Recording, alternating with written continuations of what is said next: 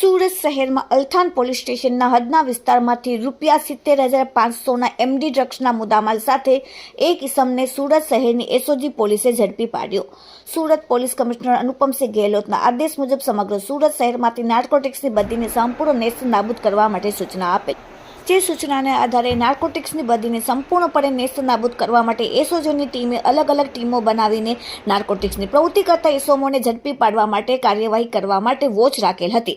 જેથી એસઓજીના PI TB પડિયાને મળેલ બાતમીના આધારે પીએસઆઈ વાઘેલા તથા એસઓજીની ટીમ દ્વારા વેસુ ભગવાન મહાવીર કોલેજ રોડ મહાવીર ચોકડી પાસે આવેલ સંગીની ઈ વોક બિલ્ડિંગ પાસેથી આરોપી મોહમ્મદ જાફર નઝીર મોહમ્મદ અંસારી ઉંમર 35 ધંધો રિક્ષા ડ્રાઈવરનો મકાન નંબર 7/1470 પ્રથમ મારે પૂરા વડિયારી બજાર લાલગેટ સુરત શહેરવાળાને એમડી ડ્રગ્સ વજન 0.50 ગ્રામ કિંમત ₹70,500 સાથે ઝડપી પાડવામાં આવેલ છે।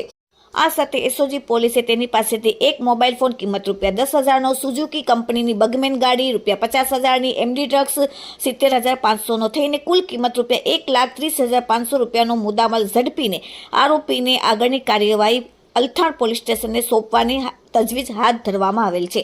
Bureau report daily India TV Surat.